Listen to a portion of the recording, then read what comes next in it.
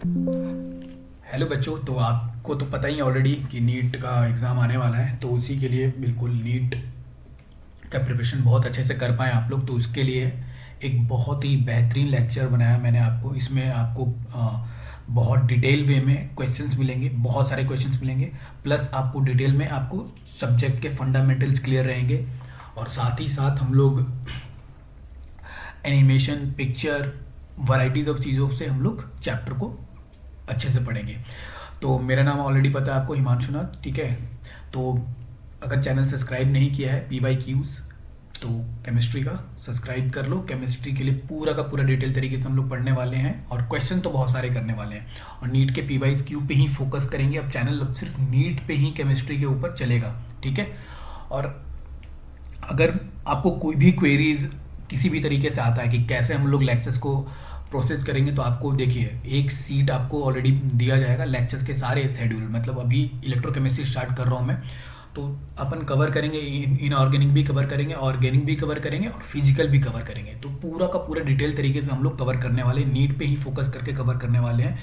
और मैक्सिमम से मैक्सिमम हम लोग क्वेश्चन को अटैम्प्ट करने की कोशिश करेंगे कि हम लोग पूरा का पूरा अच्छे से कैप्चर कर पाएँ, ठीक है। तो मैं अपने बारे में ज़्यादा बताने की कोशिश नहीं कर रहा हूँ, बस लेक्चर पे फोकस करने वाला हूँ मैं, ठीक है। तो आज हम लोग इलेक्ट्रोकेमिस्ट्री पढ़ने वाले हैं। नीट में डेफिनेटली 3 से 4 क्वेश्चन आने वाला है इससे, ठीक है। तो आप लोग अच्छे से इसको पढ़िएगा। अब हम लोग देखते हैं कि भाई क्या क्या हम लोग को पढ़ना है इसके अंदर, इलेक्ट्रोकेमिस्ट्री के अंदर। तो देखिए इलेक्ट्रोकेमिस्ट्री में जो 5 पार्ट है आपके, ठीक है, पांचों पार्ट आपको बता देता हूँ मैं आपको। तो देखिए इलेक्ट्रोकेमिस्ट्री में आपका ग्लेवनिक इलेक्ट्रोलाइटिक सेल बिल्कुल बेसिक है ये। मतलब आपको सिर्फ आना समझ में होना चाहिए कि ग्लेवनिक इलेक्ट्रोलाइटिक सेल होता क्या है, ठीक है। फिर उसके बाद डेनियल सेल आता है। ये सब सिर्फ एक थ्योरेटिकल पार्ट आ जाता है और उसमें कुछ क्वेश्चंस पूछे जा सकते हैं, तो पूछे जाएंगे। नॉर्मल से क्वेश्चन होंगे फंडामेंटल बेस पे, तो वो पूछे जाएंगे आपसे। फिर नर्स्ट इक्वेशन, यहीं से एक क्वेश्चन बनेगा आपका। एक क्वेश्चन आपका नर्स्ट इक्वेशन से बनने वाला है, ठीक है। 100% श्योरिटी, ज़्यादा से ज़्यादा प्रोबेबिलिटी रहता है कि यहाँ से पूछा जाए। 100% तो नहीं कह सकता मैं, पर ज़्यादा से ज़्यादा क्वेश्चन यहीं से पूछे जा सकते हैं आपके। फिर आता है standard electro potential, fundamental again. फिर आएगा अगला टॉपिक, तो एक क्वेश्चन यहाँ से पूछे जा सकते हैं कंडक्शन से। और देन इलेक्ट्रोलाइसिस से पूछे जा सकते हैं क्वेश्चन। अगर इससे नहीं पूछा जाएगा तो फिर बैटरी से पूछा जाएगा। और ज़्यादातर प्रोबेबिलिटी है कि आजकल बैटरी ज़्यादा चल रहा है, तो बैटरी से ही पूछा जाए। तो डिफरेंट टाइप्स के बैटरीज होते हैं। और एक लास्ट टॉपिक बच जाता है आपका कोरोजन और एक फ्यूल सेल, ठीक है। तो ये हम लोग पूरे के पूरे इलेक्ट्रोकेमिस्ट्री में पढ़ने वाले हैं। अब इसका जो लेवल रहेगा वो नीट से थोड़ा थोड़ा सा बोले तो थोड़ा ज़्यादा अप करके पढ़ाऊंगा मैं आपको, ठीक है। ताकि हम लोग अगर क्वेश्चन हार्ड भी बने तो हम लोग उस लेवल तक रहें कि हम लोग क्वेश्चन कर पाएँ, ठीक है। और आपको सब कुछ डिटेल में मिलेगा, आपको पीडीएफ वगैरह ये सारा का सारा मैं आपको पीडीएफ बना के डालता रहूँगा रेगुलर। चैनल का नाम एक ही रहेगा, यहीं पर मैं आपको मिलूँगा। और कांटेक्ट वगैरह आपको अगर कांटेक्ट भी करना हो मेरे से, तो इसी पे आप लोग मैसेज मतलब और भी आपको चैट वगैरह में डाल सकते हो चीज़ें। और अगर ज़्यादा हो क्वेरीज वगैरह, तो मैं आपको नंबर वगैरह भी शेयर कर दूंगा आगे के लेक्चर्स में। अभी तो मैं नहीं कर पाऊंगा, आगे के लेक्चर्स में आपको नंबर वगैरह शेयर कर दूंगा जिससे आप कांटेक्ट कर पाओगे। तो ये आपके डिटेल में आपको बता दें कहाँ कहाँ से क्वेश्चन पूछ जाएंगे। अब स्टार्ट करता हूँ मैं चैप्टर को। तो देखिए चैप्टर का बिल्कुल 9th क्लास से स्टार्ट कर रहा हूँ मैं, ठीक है। 9th क्लास में आपने पढ़ा होगा रिएक्टिविटी सीरीज मेटल की, 9th में और 10th में भी पढ़ा होगा, ठीक है। तो ये रिएक्टिविटी सीरीज आपने पढ़ी होगी 9th 10th में। तो ये आपको याद ही होना चाहिए, याद ही होना चाहिए। मतलब याद इसके बिना काम नहीं चलने वाला है, ठीक है। तो सिंपल सा तरीका बताता हूँ आपको ये रिएक्टिविटी सीरीज याद करने का। ऊपर के मेटल जो है वो रिएक्टिव है, काफ़ी ज़्यादा रिएक्टिव है। कौन? ऊपर के मेटल। नीचे वाले कम रिएक्टिव है। तो देखिए याद करने का तरीका बताता हूँ मैं आपको। PS BC मेजेंटल चैप, मेजेंटल चैप,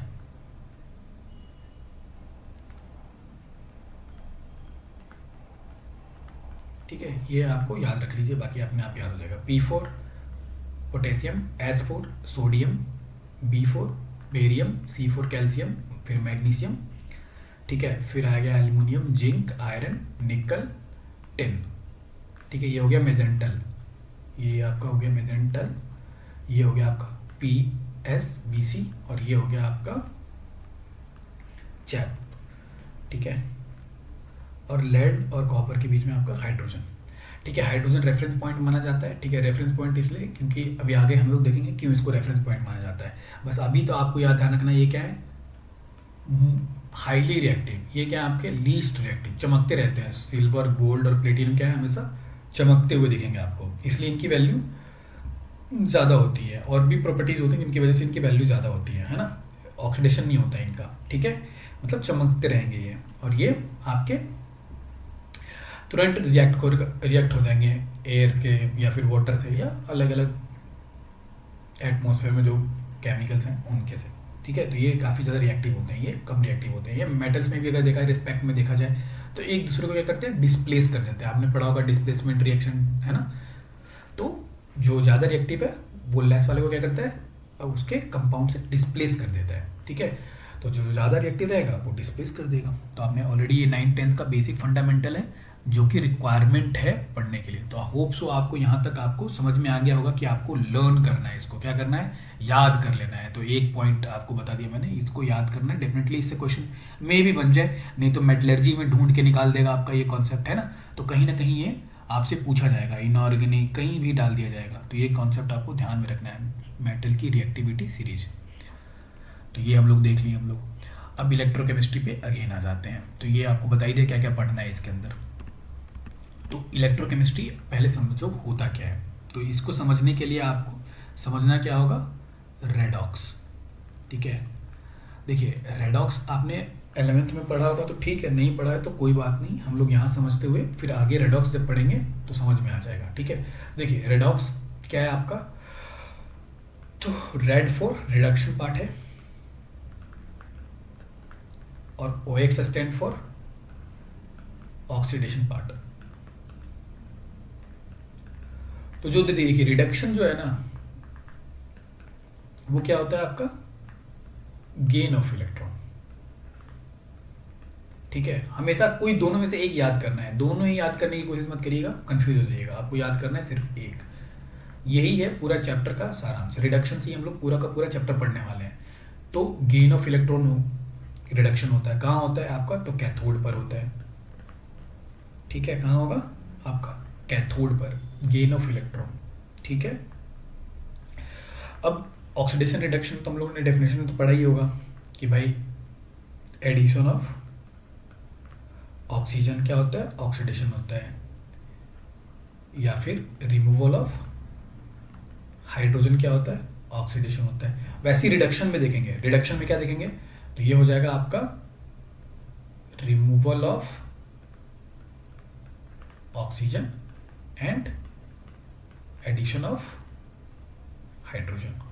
तो ये वाइस वर्सा चलेगा ना, यहाँ पर गेन ऑफ इलेक्ट्रॉन होगा तो यहाँ पर लॉस ऑफ इलेक्ट्रॉन हो जाएगा। कहाँ होगा, तो एनोड पर होगा ऑलवेज। तो ये आपको याद रखना है।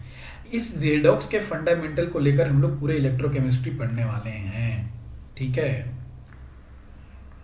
अब लॉस कहाँ होता है, गेन कहाँ होता है, तो आपको ऑलरेडी बताया मैंने कि जो ज़्यादा रिएक्टिव जो रहता है जैसे कि जिंक और कॉपर, तो रिएक्टिविटी टेबल देख के बताइए फटाफट कि जिंक और कॉपर में रिएक्टिव कौन है। तो देखिए जिंक कहाँ मिलेगा आपको, अबव मिलेगा, और कॉपर कहाँ मिलेगा आपको, नीचे मिलेगा। तो जिंक क्या हो गया आपका, रिएक्टिव हो गया, कॉपर क्या हो गया आपका, लेस रिएक्टिव हो गया, ठीक है। तो ये रहा आपका जिंक एंड कॉपर। जिंक आपका ज़्यादा रिएक्टिव है तो इसका क्या होने वाला है, ऑक्सीडेशन। कॉपर क्या है, लेस रिएक्टिव होने वाला है, तो ये कहलाएगा आपका रिडक्शन, ठीक है। तो आप यहाँ पर इसी कॉन्सेप्ट से आप लोग क्या कर सकते हैं, एनसीईआरटी का पहला क्वेश्चन सॉल्व कर लीजिएगा। बुक खोलिएगा, ठीक है, पहला क्वेश्चन लगा लीजिएगा आप लोग, ठीक है। अब देखिए, अब समझते हैं कि यहाँ पर आपको रिडॉक्स तो समझ में आ गया, ऑक्सीडेशन रिडक्शन कैसे होता है, कौन करता है ना। पर इलेक्ट्रोकेमिस्ट्री क्या है, तो आपको नाम से इलेक्ट्रिसिटी से कुछ समझ में आ रहा होगा। तो इलेक्ट्रोकेमिस्ट्री क्या है, तो केमिस्ट्री से आपकी इलेक्ट्रिसिटी जनरेट करना, ठीक है, या इलेक्ट्रिसिटी से केमिस्ट्री जनरेट करना। केमिस्ट्री मतलब क्या होता है, रिएक्शन, ठीक है, तो इलेक्ट्रिसिटी से रिएक्शन करवाना या रिएक्शन से इलेक्ट्रिसिटी बनाना, यही हम लोग पढ़ने वाले हैं क्या है इलेक्ट्रोकेमिस्ट्री में। तो हम लोगों ने जो कॉन्सेप्ट पढ़ा था ना, ये यहाँ पर ये क्या बोलते हैं, हाँ क्या कॉन्सेप्ट पढ़ना है, तो एक कहलाएगा आपका ग्लेवनिक सेल और एक कहलाएगा इलेक्ट्रोलाइटिक सेल। मैंने बताया ना आपको, एक क्या होगा केमिकल यानी रिएक्शन से आपका क्या होगा इलेक्ट्रिसिटी जनरेट करेगा, तो वो कहलाएगा आपका ग्लेवनिक सेल। और इलेक्ट्रोलाइटिक सेल में क्या होगा आपका इलेक्ट्रिकल केमिकल एनर्जी में कन्वर्ट होगा, तो ये कहलाएगा क्या इलेक्ट्रोलाइटिक सेल। ठीक है, ये स्पॉन्टेनियस रिएक्शन होता है। स्पॉन्टेनियस रिएक्शन बोले तो इसमें आपका डेल्टा जी क्या रहेगा माइनस नेगेटिव, है ना। ये पुरानी बातें हैं, हम लोग यहाँ पर अभी फोकस नहीं करने वाले। जिसका डेल्टा जी नेगेटिव होता है वो रिएक्शन क्या होता है स्पॉन्टेनियस होता है। स्पॉन्टेनियस मतलब रिएक्शन हो रहा होगा, तो रिएक्शन अगर हो रहा होगा तो रिएक्शन से क्या होगा इलेक्ट्रिसिटी जनरेट होगा। और यहाँ पर नॉन स्पॉन्टेनियस लिखा रहेगा, मतलब रिएक्शन नहीं हो रहा है, तो रिएक्शन करवाने के लिए क्या करना पड़ेगा आपको इलेक्ट्रिसिटी देना पड़ेगा कि रिएक्शन हो जाए। तो इलेक्ट्रिकल एनर्जी किस में कन्वर्ट हो जाएगी आपकी केमिकल एनर्जी में। तो इसका एग्जांपल क्या हो जाएगा डेनियल सेल और बैटरीज, ये क्या होंगे आपके ग्लेवनिक सेल। इसके एग्जांपल आपके वही इलेक्ट्रोप्लेटिंग करवाना है ना किसी से, मतलब रिएक्शन करवा कर आपको चढ़ाना है आपको, या इलेक्ट्रोलाइसिस हो जाएगा आपका, ठीक है ना, मतलब इलेक्ट्रिसिटी देके इलेक्ट्रोलाइसिस करवा रहे हैं आपका। तो ये हो गया आपका ग्लेवनिक सेल और इलेक्ट्रोलाइटिक सेल। यहाँ तक आपको आराम से समझ में आ रहा होगा कि ग्लेवनिक सेल क्या है इलेक्ट्रोलाइटिक सेल क्या है। सिंपल सा कॉन्सेप्ट है आपका, ठीक है। यहाँ पर थोड़ा डिटेल में लिखा हुआ है ना, does not require external source, कौन ग्लेवनिक सेल। और यहाँ इलेक्ट्रोलाइटिक सेल में क्या होगा रिक्वायर्ड एनर्जी, ठीक है। तो ये आपका क्या हो गया ग्लेवनिक सेल और इलेक्ट्रोलाइटिक सेल। ये एक ही बीकर में आपका हो जाएगा, है ना, मतलब सेम इलेक्ट्रोड प्लेस्ड होंगे। देखिए भी समझाता हूँ आपको। ग्लेवनिक सेल में आपका क्या हो गया आपके दो अलग अलग बीकर लिए जाएंगे, ठीक है। कैथोड एनोड बनेगा, फिर आप बल्ब ज्वाइन करते हैं, ठीक है ना, और फिर क्या होगा आपका ये सॉल्ट ब्रिज रहता है और इसके अंदर इलेक्ट्रोलाइट, इसके अंदर इलेक्ट्रोलाइट, तो ये बल्ब ग्लो होता है। तो यहाँ पर एनोड और कैथोड रहते हैं आपके, दो इलेक्ट्रोड लिए ना ये वाले, ये और ये, ठीक है। तो बल्ब ग्लो हो गया आपका। तो ये आपका ग्लेवनिक सेल का पार्ट हो गया कि हम लोग सेल बनाए, तो दो अलग अलग बीकर की रिक्वायरमेंट थी, जो कि ये पॉइंट बोल रहा है। समझ में आ रहा है आपको। फिर दूसरा पॉइंट क्या बोल रहा है कि एक ही बीकर में दो इलेक्ट्रोड प्लेस कर दिया अपन ने इलेक्ट्रोलाइटिक सेल में, और यहाँ से क्या कर दिया अपन ने बैटरी ज्वाइन कर दिया, ठीक है। तो कैथोड एनोड अगेन बनेगा, ठीक है। तो अगेन इसके अंदर ही क्या हो जाएगा इलेक्ट्रिसिटी के थ्रू रिएक्शंस हो जा रही हैं। तो आपको होप्स तो आपको समझ में आ गया होगा इलेक्ट्रोलाइटिक सेल और ग्लेवनिक सेल। ज़्यादा फोकस नहीं करना है, बस मीनिंग समझना है आपको कि एक केमिकल एनर्जी से इलेक्ट्रिकल एनर्जी, एक इलेक्ट्रिकल एनर्जी से केमिकल एनर्जी। तो चलिए यहाँ तक आपको समझ में आ गया होगा इलेक्ट्रोकेमिस्ट्री के बेसिक कॉन्सेप्ट। अब हम लोग देखते हैं एक टेबल।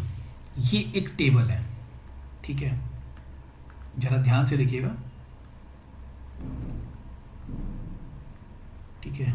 ये एक टेबल है, इसमें क्या है कि अलग अलग क्या है रिएक्शंस आपको गिवन है, ठीक है, इलेक्ट्रोड के, ठीक है, रिएक्शन बोल लीजिए या रिडक्शन बोल लीजिए, ठीक है ना। हर इलेक्ट्रोड का रिडक्शन हो रहा है यहाँ पर, ठीक है, और उनकी कुछ वैल्यूज आपको यहाँ पर गिवन है, ठीक है। अभी समझना आपको टेंशन लेने की जरूरत नहीं है कि क्या चीज़ है, ठीक है, पर ये इंपॉर्टेंट है। अभी आपने पढ़ा ना रिएक्टिविटी सीरीज, वैसा ही है कुछ ये, ठीक है, पर आपको इसको याद रखने का अलग चीज़ें हैं ना। लक्ष्मीकांत का सोडियम मांगे एल्युमिनियम, मुझे जानकर आयरन सन, लेड कॉपर होंगे आगे सोना, ठीक है। इसका रेफरेंस अलग है ना। लक्ष्मीकांत का सोडियम मांगे एल्युमिनियम, मुझे जानकर आयरन सन, लेड कॉपर होंगे आगे सोना। ये याद करना, ये याद कर लो, ठीक है। ये बेहतर है, लक्ष्मीकांत का सोडियम मांगे एल्युमिनियम, मुझे जानकर आयरन सन, लेड कॉपर होंगे आगे सोना। ये बहुत ज़्यादा इंपॉर्टेंट है, ठीक है, इसको याद करना। लक्ष्मीकांत का सोडियम, है ना, अगर इलेक्ट्रोकेमिस्ट्री पढ़ रहे हो तो इसको एक बार लिख लो आप, ठीक है ना। तो ऊपर वाले क्या है आपके ज़्यादा क्या है रिएक्टिव है, तो रिएक्टिव मीन्स ऑक्सीडेशन करेंगे, ठीक है। जैसे जैसे नीचे जाओगे वैसे वैसे क्या होंगे लेस रिएक्टिव, यानी रिडक्शन पार्ट होने वाला है ना, रिडक्शन होगा उनको। तो यहीं पर ये उल्टा गिवन है। ये टेबल क्या है यहाँ पर, ये जो लिखा हुआ है ना मैंने, ये तो ऊपर से नीचे लिखा हुआ है, यहाँ पर उल्टा लिखा हुआ है जस्ट, ठीक है। यानी इधर से ऊपर जाओगे ना तो आपको क्या दिख रहे हैं यहाँ पर, तो रिडक्शन वाला पार्ट बढ़ता चला जा रहा है। ऊपर देखो आपको दिख रहा होगा AU, ठीक है, सिल्वर, समझ में आ रहा है ना, कॉपर, ये सब ऊपर है, ठीक है। जबकि नीचे सबसे क्या है, lithium, potassium, calcium, sodium, magnesium, ये सब क्या है आपके रिएक्टिव है, तो इसलिए नीचे है। इनकी वैल्यूज क्या है आपकी, दिस वन, ज़्यादा नेगेटिव। जो जिसकी ज़्यादा नेगेटिव वैल्यूज रहेंगी वो क्या करेगा, ऑक्सीडेशन करेगा। जिसकी वैल्यूज नेगेटिव रहेंगी या कम रहेंगी वो क्या करेगा, ऑक्सीडेशन करेगा। और जिनकी वैल्यूज ज़्यादा रहेंगी वो क्या करेगा, आपका रिडक्शन करेगा। तो देखते हैं, एक क्वेश्चन आपको देता हूँ मैं कि एक मेटल A है, एक मेटल B है, इसका रिडक्शन पोटेंशियल, इसको क्या बोलते हैं हम लोग, रिडक्शन पोटेंशियल। अभी समझ में आ जाएगा क्या है रिडक्शन पोटेंशियल। इसको ऐसे करके E नोट से रेफरेंस करते हैं। इसका रिडक्शन पोटेंशियल माइनस का 1 वोल्ट है और B का है प्लस का 1 वोल्ट। और मैं आपसे क्वेश्चन पूछ रहा हूँ कि A और B में आपका ऑक्सीडेशन कौन करेगा, ऑक्सीडेशन कौन करेगा, तो आपको बताना है। तो मैंने अभी आपको बताया कि जिनकी वैल्यूज नेगेटिव रहेंगी, जिनकी वैल्यूज क्या रहेंगी, नेगेटिव रहेंगी, वो क्या करेगा, ऑक्सीडेशन। तो A क्या करने वाला है, ऑक्सीडेशन करने वाला है, B क्या करने वाला है, तो रिडक्शन करने वाला है। सिंपल सा क्वेश्चन आपसे पूछ रहा हूं मैं, ठीक है। अगर A का ऑक्सीडेशन हो रहा है तो ये क्या कहलाएगा, reducing agent with respect to B, क्योंकि दूसरे को क्या कर रहा है, रिड्यूस कर रहा है, खुद क्या हो रहा है, ऑक्सीडाइज हो रहा है। तो ये क्या कहलाएगा, ऑक्सीडाइजिंग एजेंट। क्यों, क्योंकि ये दूसरे को क्या कर रहा है, रिड्यूस कर रहा है। तो ये आपको समझना है, सिंपल सा कॉन्सेप्ट है। जिनकी वैल्यू ज़्यादा नेगेटिव वो क्या करेंगे, आपको दूसरे को रिड्यूस करेंगे और खुद क्या होंगे, ऑक्सीडाइज होंगे। तो क्वेश्चन नंबर 1 और 2 एनसीईआरटी के लगा लीजिए। यहाँ पर आपको क्वेश्चन नंबर 1 और क्वेश्चन नंबर 2 दोनों ही हो जाएंगे। आपको ये याद होना चाहिए, ठीक है, इतनी सी रिक्वायरमेंट है, ठीक है। PSBC मैजेंटल चैप को भूल जाइए, इसको आप याद कर लीजिए। लक्ष्मीकांत का सोडियम, मांगे एल्यूमिनियम, मुझे अगर होगा तो मैं आपको लिख ही देता हूँ यहाँ पर।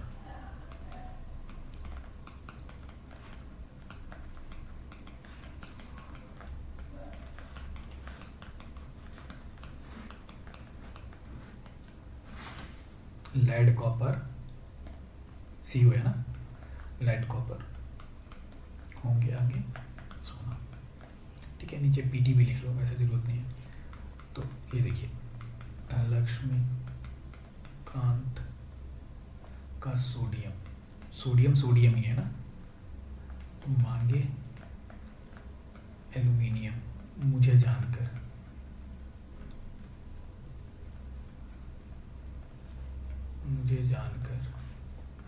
आयरन, आयरन ही है, आयरन सन। लक्ष्मीकांत का सोडियम, मांगे एल्यूमिनियम, मुझे जानकर आयरन सन।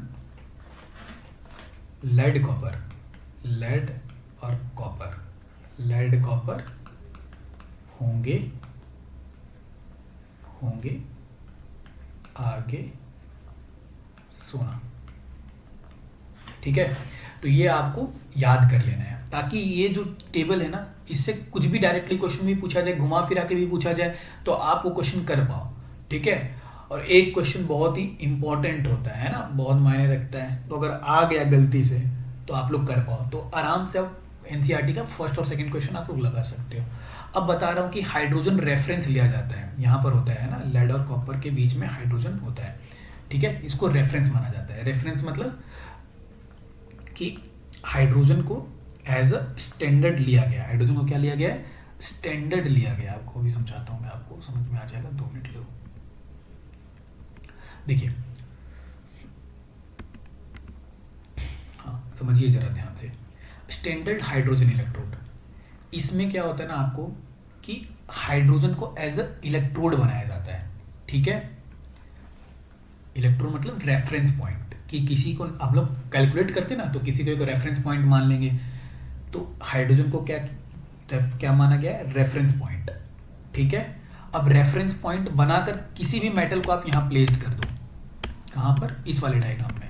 ये रहा आपका मेटल, जिसका भी कैलकुलेट करना चाहते हो आप, उसका पोटेंशियल जो लिख रहे हैं ना -1 +1, तो किसके रेफरेंस में, तो हाइड्रोजन के रेफरेंस में सबको माना गया है। ये जो हम लोग लिखे ना यहाँ पर, जो पूरा टेबल से आपको यहाँ पर अरेंज की गई, देखो 0 होगा, 0 किसका है, देखो हाइड्रोजन का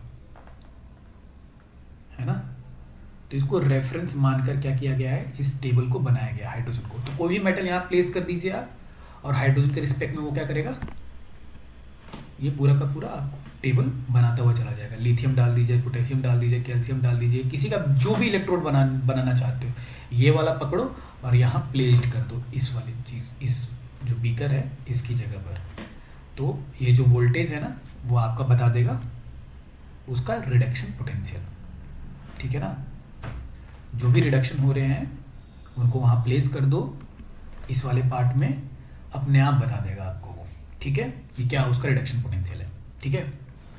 तो हम लोग ऐसे मेटल का पोटेंशियल चेक करते हैं। पोटेंशियल मतलब कैपेसिटी, कैपेसिटी किस चीज़ का, तो लॉस और गेन करने का, ठीक है, लॉस और गेन करने का कैपेसिटी। देखिए यहाँ पर सेल पोटेंशियल तो छोड़ो, इलेक्ट्रोड पोटेंशियल बताते हैं आपको। Potential difference establish between metal electrode and its own salt, मतलब जो बीकर लिए, बीकर के अंदर जो मेटल लिया अपन ने, है ना, और उसके अंदर आपका इलेक्ट्रोलाइट रहता है। तो potential difference establish between metal electrode and its own salt when they are contact, वो क्या बताता है आपका, इलेक्ट्रोड पोटेंशियल बताता है। इलेक्ट्रोड पोटेंशियल मींस, मतलब समझ रहे हैं आप कि मतलब क्या उसकी पोटेंशियल है उस इलेक्ट्रोड की, इलेक्ट्रोड मतलब मेटल पीस, मेटल पीस की क्या पोटेंशियल है, लॉस करने की इलेक्ट्रॉन या फिर गेन करने की इलेक्ट्रॉन, ठीक है। Magnitude of this charge separation is measured as electrode potential, ठीक है। अभी आपको बताया मैंने कैसे पोटेंशियल कैलकुलेट करते हैं किसी का भी मेटल का, ठीक है ना। हाइड्रोजन के रिस्पेक्ट में डालकर चेक कर लेते हैं क्या क्या उसका रिडक्शन पोटेंशियल है, ठीक है। और हम लोग रिडक्शन पोटेंशियल के हिसाब से ही पूरे चैप्टर को समझने वाले हैं। मतलब आपको इस टेबल से वैल्यूज निकाल के रिडक्शन पोटेंशियल को यूज करना है और आगे पढ़ते चले जाना है, ठीक है। डालिए, अपने आप पता चल जाएगा कि कौन से इलेक्ट्रोड का क्या पोटेंशियल है, ठीक है। और ज़्यादातर ये लर्न नहीं करना है, ये जो आपको लग रहा हो कि पूरी की पूरी ये पूरा का पूरा टेबल याद करना है कैसे होगा, ये आपको नहीं करना है, ठीक है। सिंपल सा आपको ये वाला सिर्फ कॉन्सेप्ट समझना है, ये टेबल, ठीक है। और ये चीज आपको पकड़ना है। एक पॉइंट ये लर्न करना है आपको, और सेकंड पॉइंट क्या लर्न करना है, अगेन मैं लिख देता हूं, लक्ष्मीकांत का सोडियम मांगे एल्यूमिनियम, मुझे जानकर आयरन सन, लेड कॉपर होंगे आगे सोना, ठीक है। ये वाला आपको लर्न कर लेना है सेकंड पॉइंट।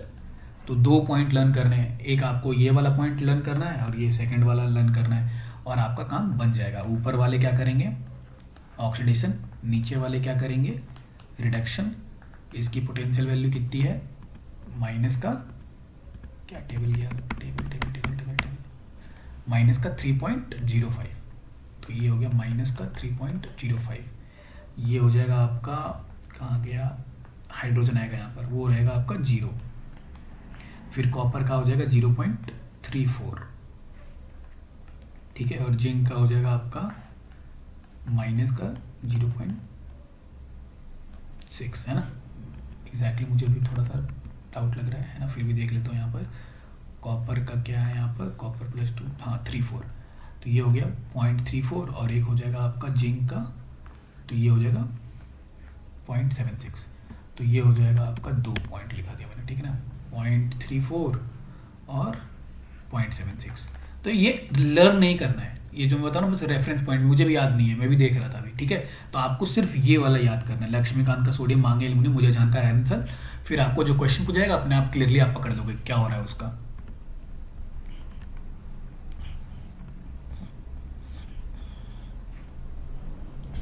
डैनियल सेल, अब देखते हैं डैनियल सेल क्या है आपका। तो देखिए डैनियल सेल में आपको पहले तो आपको ये चला कर दिखा देता हूँ डैनियल सेल का।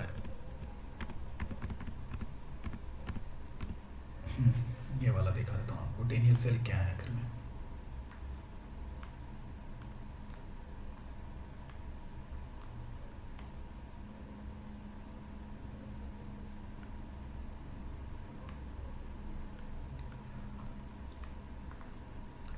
देखिए डेनियल सेल क्या है, सिंपल सा क्या है, सिंपल क्या है, यहाँ पर ZnSO4 का सॉल्यूशन लिया गया है एक बीकर में और इलेक्ट्रोड को डिप कर दिया गया है, ठीक है। यहाँ पर कॉपर लिया गया है, कॉपर सल्फेट में डिप कर दिया गया है, ये आपका सॉल्ट ब्रिज है। इन दोनों के सॉल्यूशंस को क्या कर रहा है, जाकर टच कर रहा है, सिर्फ टच कर रहा है, ठीक है। इसके अंदर पेस्ट होता है, कुछ निकलता नहीं है इससे कि भाई इसमें से निकल के डुल जाए इसके अंदर, ऐसा नहीं होने वाला। इसी के अंदर रहता है KCl HNO3, है ना। अमोनियम नाइट्रेट और KCl का क्या होता है, पेस्ट होता है, ठीक है ना, जेली फॉर्म के टाइप में, और इसके अंदर डाला जाता है, मतलब इलेक्ट्रोलाइट मान लो, एक नमक मान लो, है ना, एक नमक इसके अंदर फिल कर दिया जाता है, ठीक है ना।